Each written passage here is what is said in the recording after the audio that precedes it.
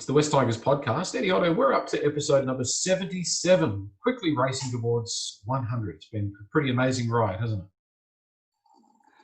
Yeah, it doesn't seem that long ago, Joel. 77. It's getting towards the ton. And I noticed it was the West Tigers 500th game on the weekend, and it was a good way to celebrate it with a big win. It was. Here's the question for you. Are we going to make the top 8 in 2020, Eddie Otto? And I was ready for this one. I was going to say, Joel, we can make the top 8.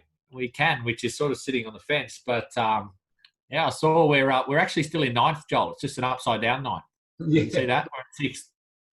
So, look, I mean, if we play like that, I know it was only the Bulldogs, but if we play with that intensity, and I was going to call it a relentless performance in terms of how physical we were, I think we will make the 8. But there's no doubt the draw's about to take a bit of a nasty turn, but I think Michael Maguire would like that. I think he's ready for that. We'll know a lot more, Joel, in 2 weeks. If we win these next 2, Benford's house, I'll say we're top 8 bound. If we split them, I'll probably be unsure. And if we lose both, I'll probably say no. So I'll say at the moment, yes, but it's a tentative yes, we will make the 8. You? It's funny, history does repeat. It reminds me a little bit of when Tim Sheens took over. His first year, 2003, we didn't really do any better than probably what we would have if Terry Lamb was the coach.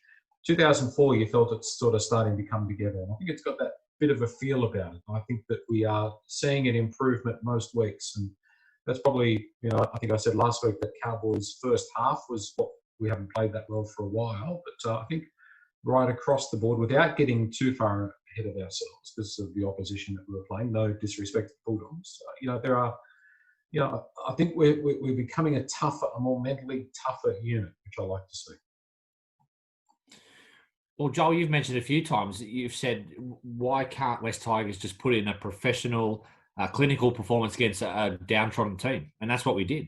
We beat a bad team off the park. And even, Joel, I don't know about you, but even when we were down 6-0, I wasn't particularly worried because I liked the energy we were playing, the line speed and the way we were hitting in defence. We were making errors, which were frustrating, but you could see the intent was there to dominate. And, Canterbury, I know they lost Hopewade, which threw them out, but they got a pretty good pack. And by the end of that game, they were beaten into submission. They were really tired. That's what I was impressed with.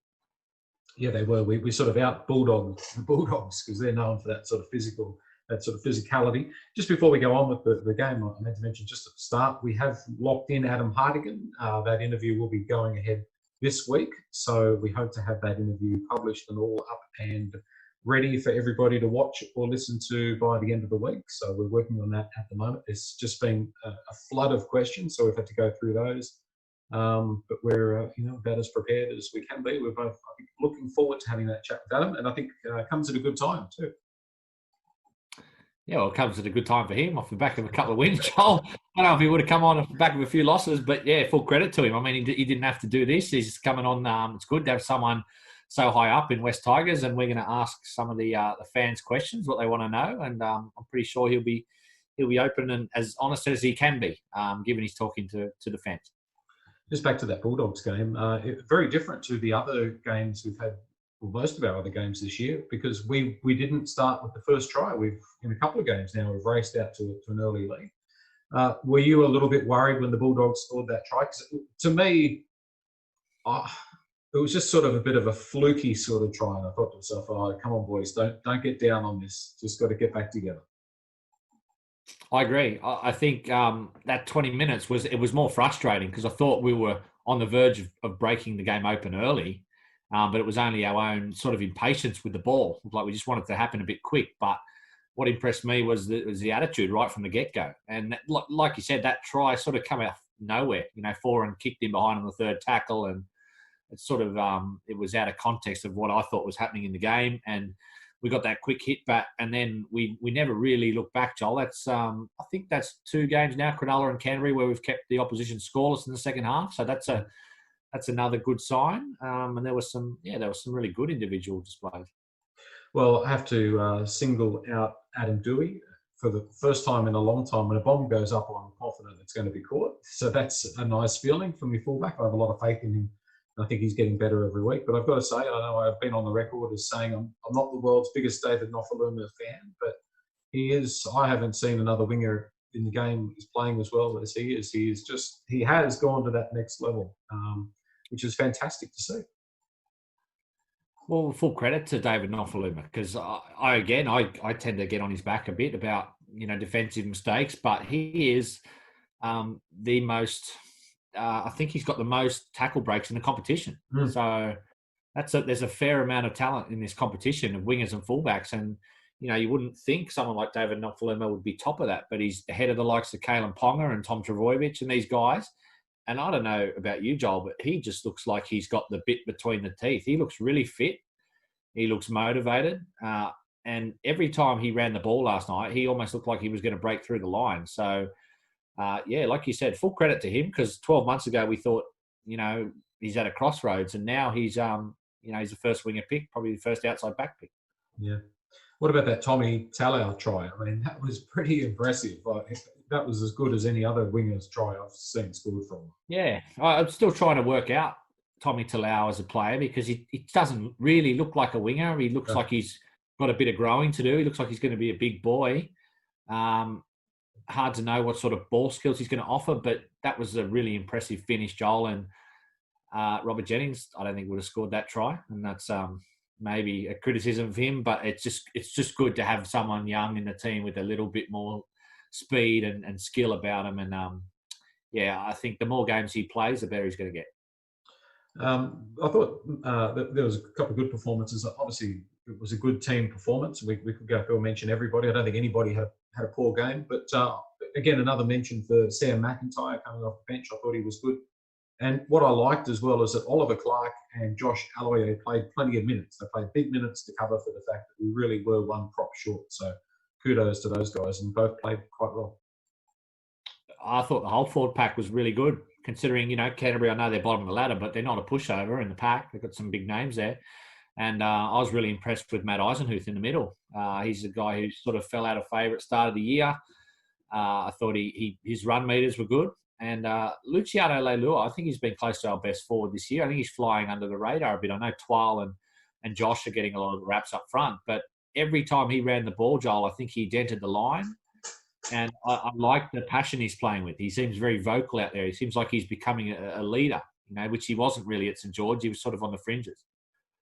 Well, we mentioned Tim Sheens earlier in the podcast. Tim Sheens always said 50 first-grade games to become 50 top-grade games to be a first grader. And Luciano is now at 50 games. And, yeah, I've been really impressed with how he's gone. He got injured a couple of weeks ago against the Raiders, and I thought we might not see him for a few weeks. But it's been great that he's been able to play. And in those couple of weeks, he's played better than ever. He's certainly been a nice addition, and he always provides that bit of a threat like Ryan Madison did last year. I know you're mentioning your best friend again, but he is a sort of a tougher sort of version of Ryan. He can put a hit on too. Well, we needed diversity in the pack. You see with some of the Roosters and the diversity they've got. Some of their front rowers have got footwork and offloads, and I think we got 20 offloads last night, Joel. So that second phase play, that's what kills teams. You just wear them out to death. And Canterbury were defending all night. There was a lot of variety to our attack. It wasn't one out. Bodies in motion. I think we got a few of those block plays wrong. There could have been more points there. I saw a few balls go out the back and knock-ons, but they looked like, it surprised me. We're currently second in attack in the competition, Joel, behind the Roosters for points, which surprised me because we've talked about the limitations of the team, and we probably have beaten up on maybe some average opposition in 7 rounds, but I think we said at the start of the year with signing BJ and Dewey and now Harry Grant, who's exceptional, there are more points and more strike power in this team. Well, Harry Grant is a topic that's here on my list. Obviously, for a guy that's only played 5 games, massive raps. They're talking Queensland State of Origin. I was talking Queensland State of Origin before he played, Joel. Yeah, well, you were, exactly. But, I mean, I'm not taking anything away. I think he's at that level and he deserves all the raps. There's something special about him. And as you said the other week, it's just a shame that he's not our player. But it goes to show what a little bit of class in a couple of positions makes to a team, doesn't it? And you can sort of see in the last few years that have gone by, we just have missed that polish. Oh, absolutely. And especially if it's in position 1, 6, 7 or 9. There's no way we'd be playing the sort of football without Harry Grant. with a makeshift hooker. He's. I don't think I've seen a player after 5 games have as much. I'm not talking, I'm not comparing him to a Ponga or a Tedesco, but in terms of his intangibles in that position, you can see that he's being coached by Cameron Smith, the way he plays. He reads situations. He knows when to just pass the ball off the deck. He knows when to run. He's tough. I saw him, backing up forwards at times, wanting to run the ball. He was just everywhere. And, I don't know, Joel. I looked at the Dally M medal today. He's 1 point off the lead.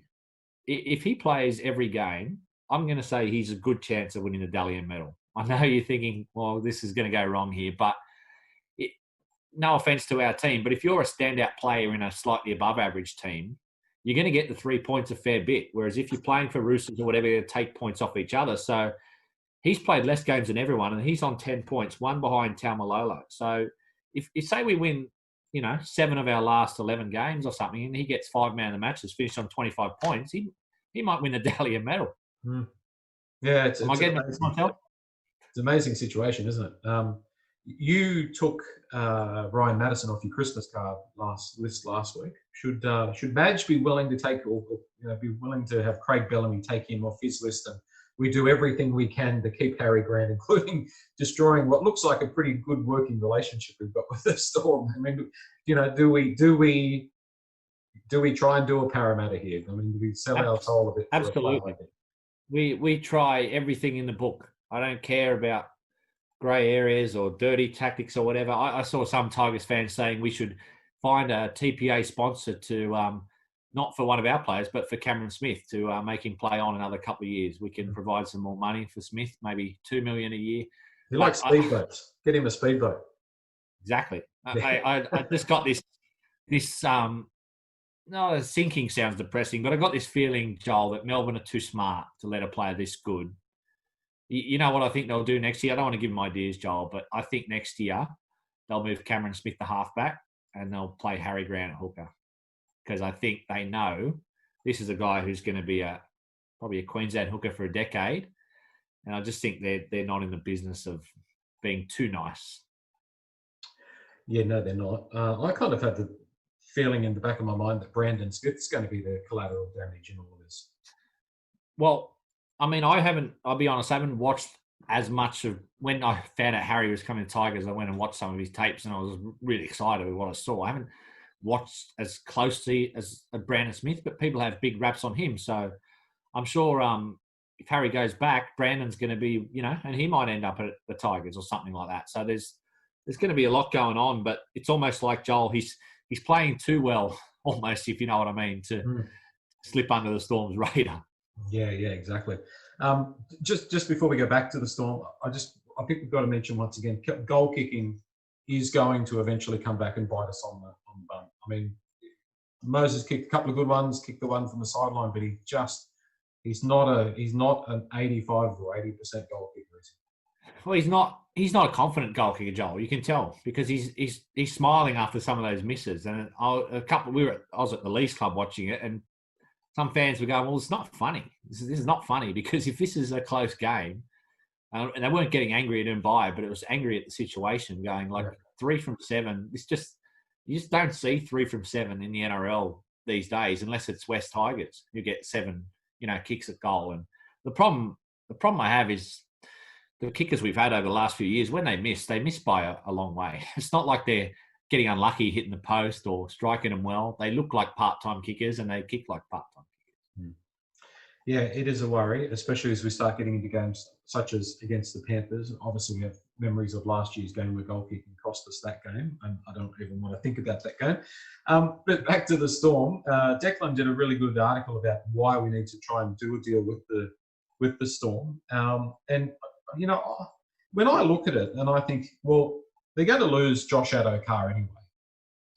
I reckon Momorowski is a perfect fit for Melbourne, and I don't mean to be disrespectful to Paul. I'm a fan of his. But if we could do a deal where Harry Grant comes to us and we give them Jake Simpkin, who I think by all reports is another potential superstar hooker, and Josh Addo-Carr came our way, I think that would be a pretty good deal for both sides.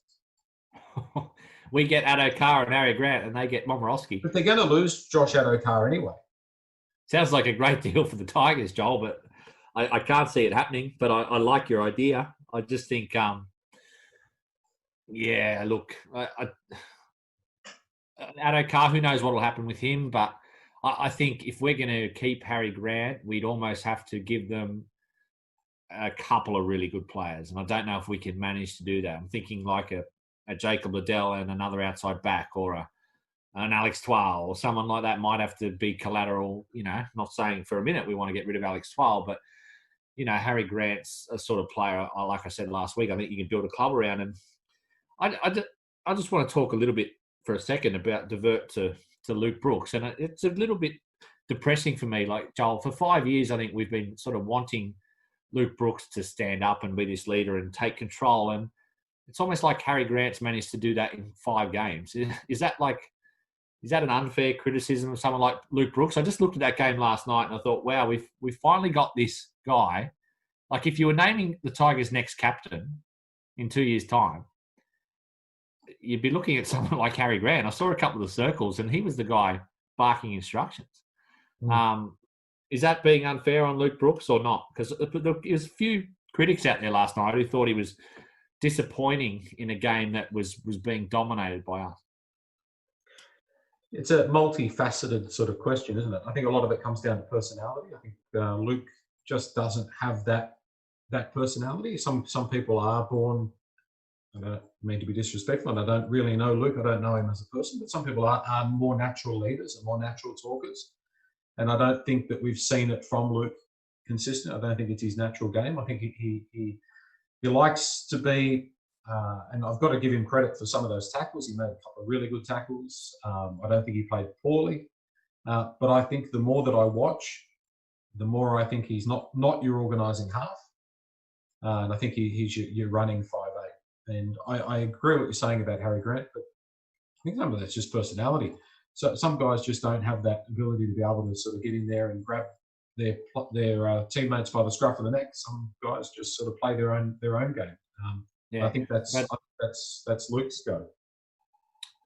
Yeah, you're probably right, and his defence has improved out of sight. He's one of the best defensive halfbacks in the comp, I think, now. And 2 years ago, he was a liability at times. So there's no lack of effort or improvement in his game, but it's just that I just looked last night and I thought, wow, who's the next leader of this team? And I kept coming back to the number 9, and that's the thing, though.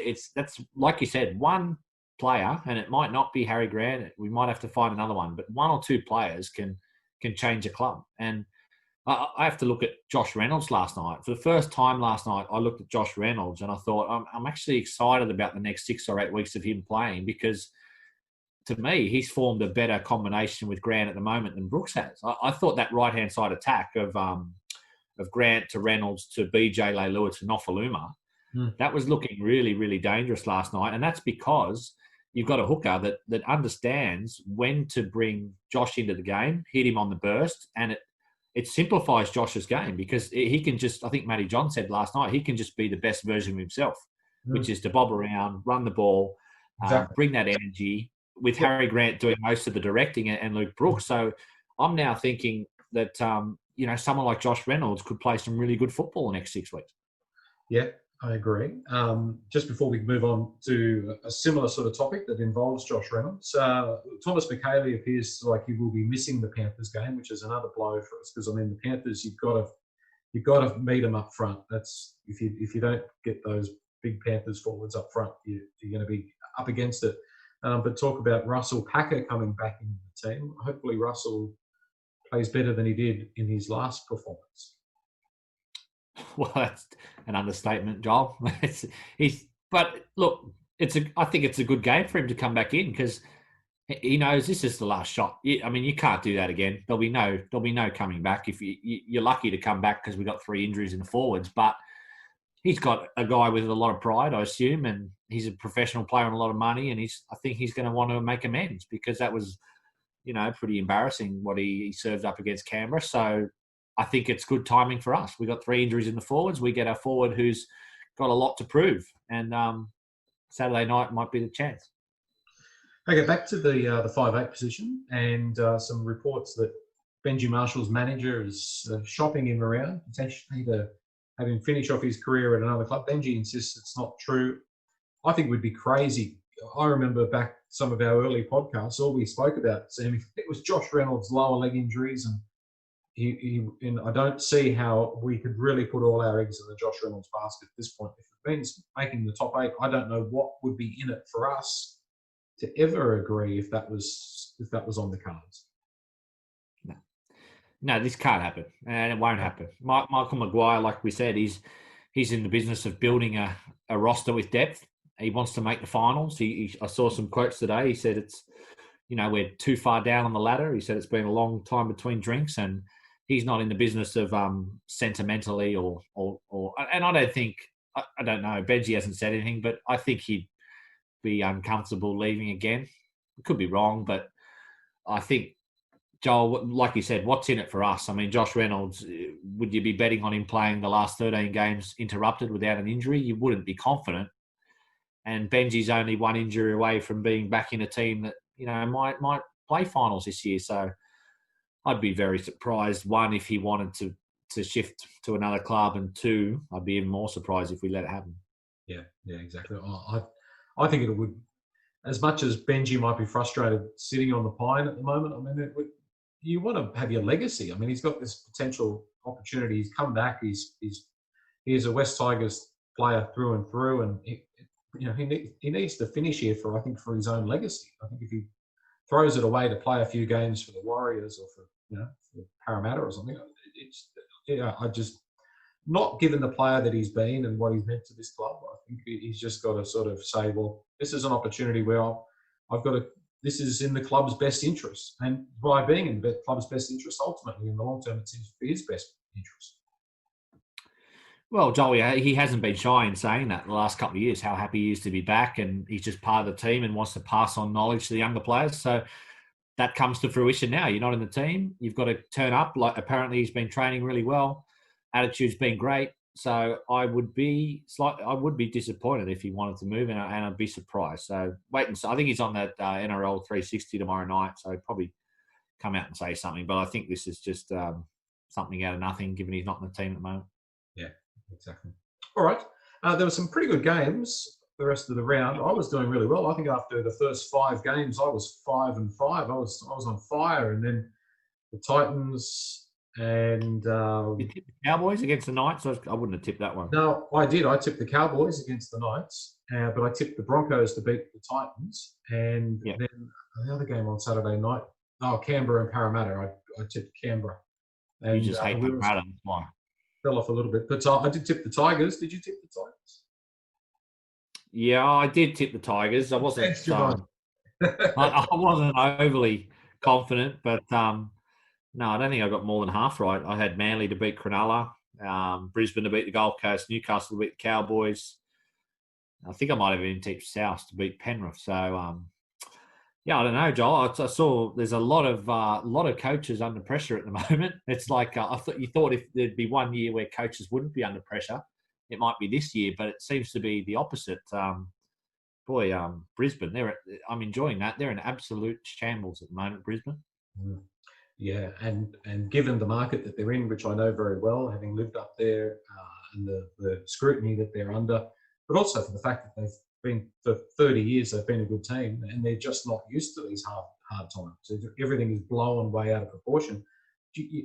Even with all the best resources, sometimes you have a few years that suck and you have to rebuild. It's just the way it is. Just got to be patient. But for some reason, there doesn't seem to be a lot of faith in Anthony Seibold. But anybody that's coaching Brisbane that's not Wayne Bennett, and you go through a difficult time, is up against it. It's the hardest job in the game. Yeah, I know what you're saying with the pressure, but I mean, it would be one of the most sought after jobs in the game. Like you couldn't tell me it's a harder job in the game than coaching the Warriors or coaching the Gold Coast. You're talking more about sort of the expectation. Yeah. I just so high. Yeah, I got no doubt he's probably, like you said, you got to give the guy an opportunity, and you're signing for 5 years and cutting him off after a year and a quarter or something would seem a bit rash, but you you worry when I don't worry because it's Brisbane, but if you're a Brisbane fan, you look at them and you go, well, there's something not right here, and it looks like it's effort. That's the thing. If you're losing and you're putting in all your effort, you sort of live with it. But I think the fans at the moment think that there's guys there that are either not playing for the coach or whatever. But they're sitting, second last, which I think I had them in the 8th at the start of the year or 9th or somewhere, but I didn't expect them to be this low. Yeah, but it's good to see that everybody gets a little dose of poison at different times. It's going to be interesting to see what happens. We've mentioned Melbourne a few times on the podcast. I mean, surely their run got to come to some sort of end in the next couple of years. But I guess if they get Harry Grant back there, that might be the sort of way that they can continue on without going through the pain. Well, you look at them, Joel, and they're already replenishing their spine. And hate to say it, but Pappenhausen looks like he's going to be a real player. Mm. And then, obviously they've got Grant and Munster, so I don't see, everyone keeps expecting the Storm to fall over, but as long as Craig Bellamy's there and they've got good players in key positions, then they can just fill in the slots around that. And that's what most clubs are aiming to do. Watching Canterbury on the weekend against us, I mean, there was no lack of effort by any of their players, but they have no dummy half. They have a slow 5'8", they have no halfback, and their fullback got injured. So they had no hope in the game. They tried their butts off, but ultimately you've got to have that class in key positions to elevate players around you and your coach. Yeah, exactly. Good time to be a coach like a Michael Maguire or a coach that's got some results in recent years, because there's going to be some jobs around and some clubs normally that traditionally have plenty of money to spend as well.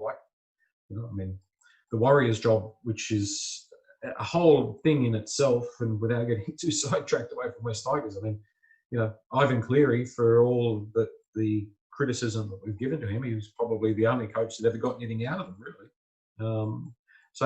They need to put an experienced coach in, I think, over there.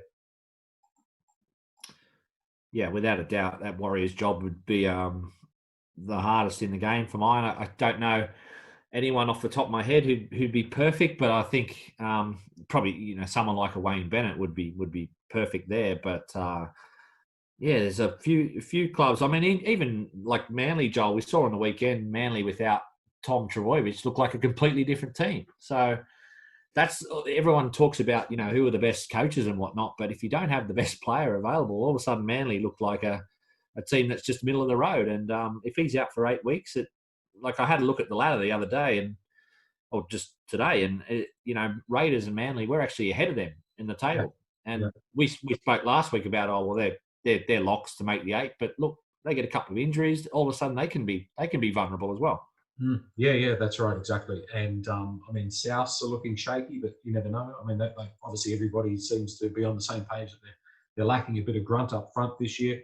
But I thought Cronulla were pretty impressive. Manly were flat, and as you say, they're missing a player. But I think that the jostling around 6th to 10th place is there's still a lot of race to be run there. Yeah, I sort of broke it down. I probably going to break it down differently every week, but last week I sort of said it's a comp in 2 divisions. But there's 5 teams I'm willing to say cannot make the 8. Joel, you can tell me if you agree. Yep. St George. Yep. Gold Coast. Yep. The Warriors, the Bulldogs, and Brisbane. I know Brisbane, there's probably a little bit of a asterisk there, given they usually come good at some point, but they're playing so badly. Yeah. They're 5 teams I don't think can make the 8. And the 3 teams outside the 8 that I still think are going to be battling the likes of us are Souths, Cronulla, like you said, because they've still got some good players, and North Queensland, because they've got some good players there, and they showed on the weekend what they're capable of.